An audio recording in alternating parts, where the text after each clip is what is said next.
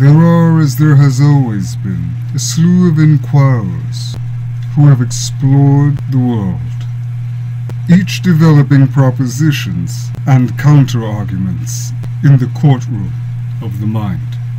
Among these court builders surfaced a man whose architectural expansions would encompass a judicature whose impact would redirect society. This was no ordinary court hall. This was a paradigm-shifting tribunal.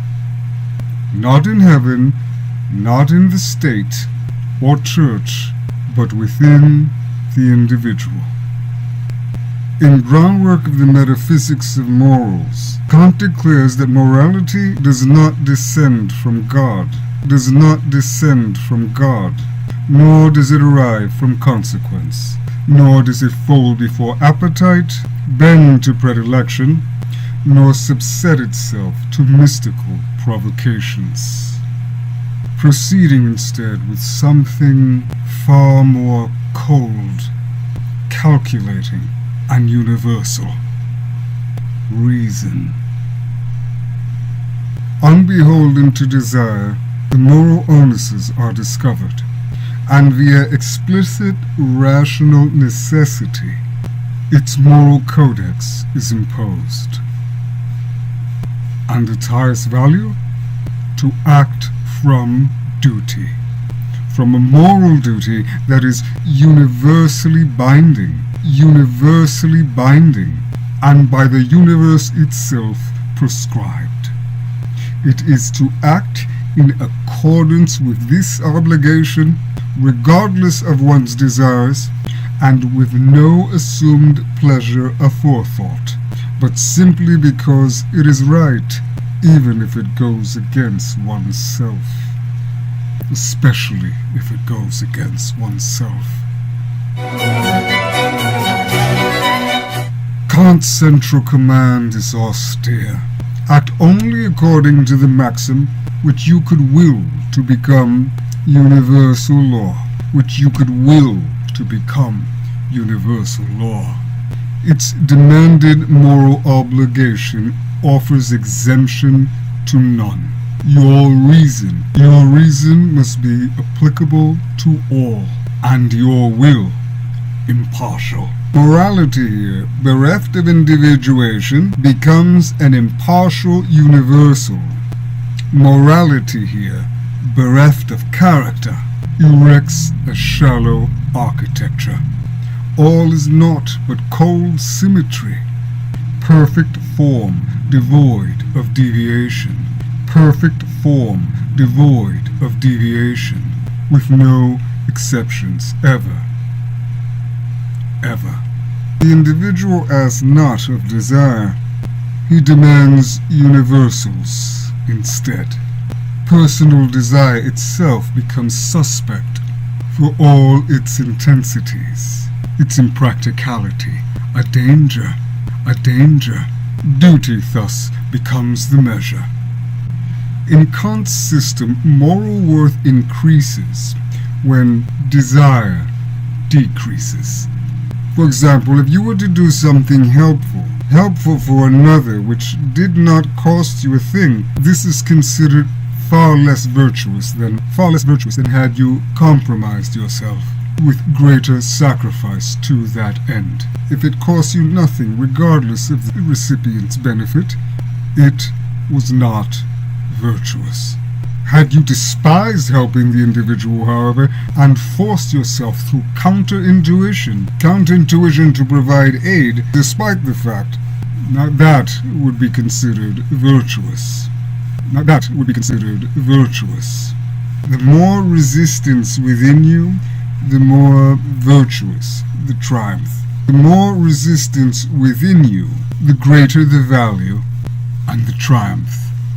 This is the classic climacteric Kantian inversion, which aligns itself with all other schools invested in promulgating the corruption of morals. Strength is no longer a thing relating to power, but a thing which affirms rapport with obedience.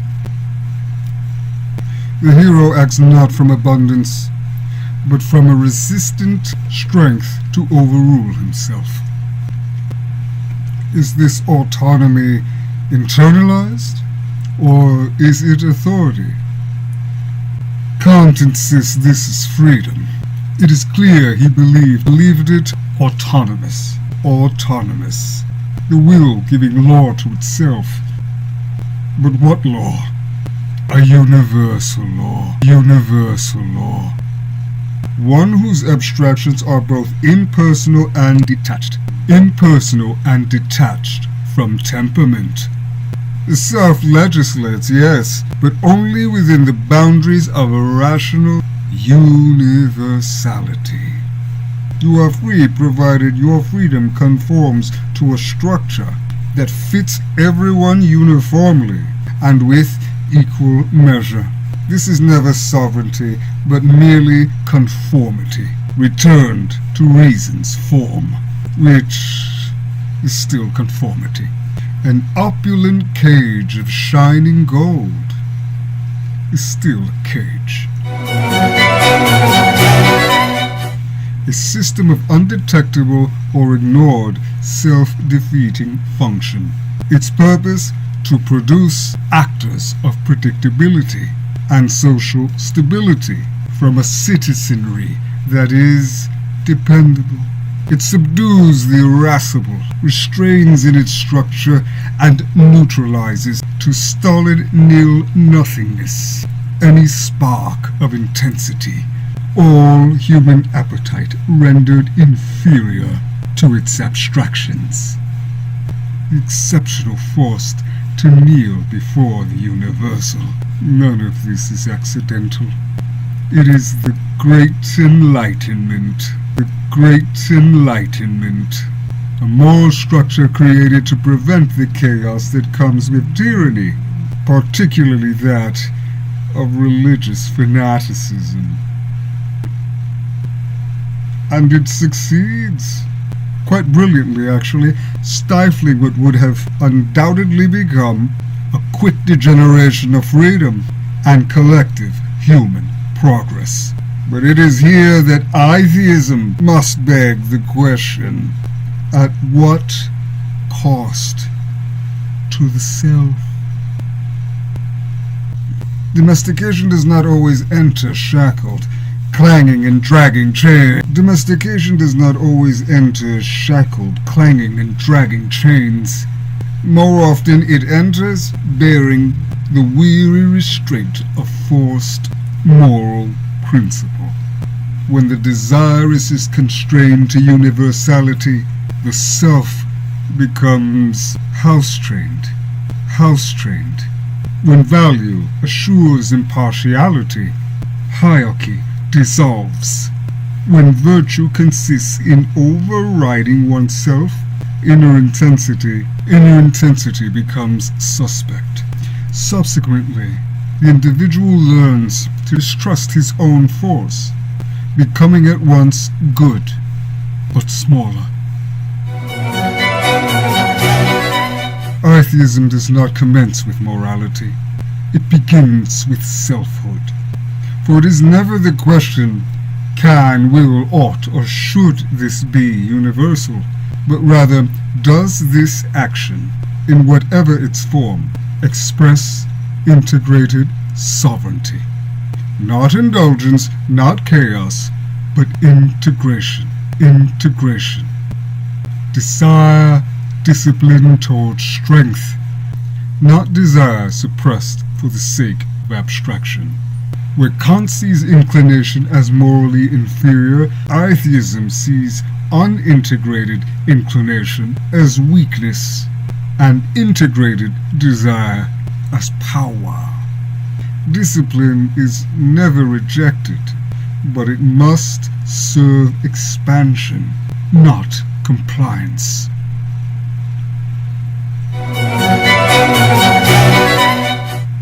Kant's morality explicitly assumes universal equality among all rational agents, all persons everywhere bound by the same law, strictly and inviolably conformed to the self-same structure. I-Theism denounces this indiscriminate flattening.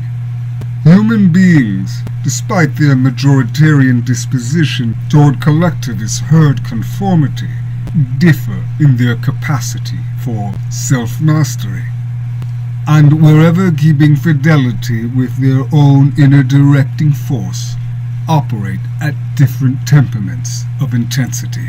Thus, a morality designed by universal application could only restrain the exceptional, where Immanuel Kant constructs a moral republic, I-Theism cultivates existential rank. At the crux of the crucible, let us venture further into the great divide. Kant fears arbitrariness. Kant fears arbitrariness.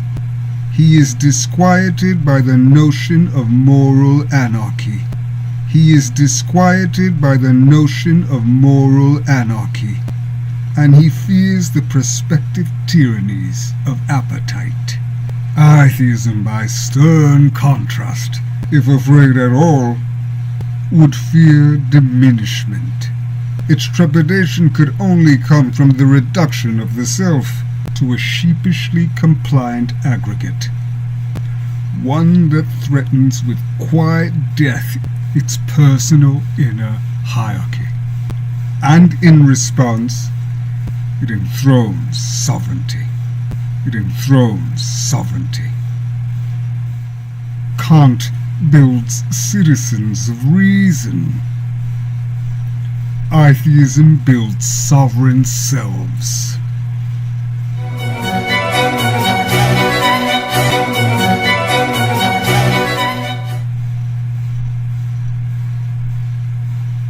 Final judgment. Kant did not enslave humanity. He civilized it. He wonderfully purified morality by desanctifying it from superstition, preventing the imminent, ignorant zealotries that would have undoubtedly murdered the Enlightenment. He most certainly gave reason a throne, but in so doing he installed a magistrate within the collective recesses of the mind, a voice that measures every impulse against the cold geometry of universality. I-Theism does not tear down this reason. It dethrones its absolutism. The highest human being is not the one who obeys an internal court. It is the one who integrates instinct and intellect into coherent, self-directed power. And that is Herrn Moral, I-Theism in Philosophy, with your host, the Reverend Count MoriVond. Enjoy your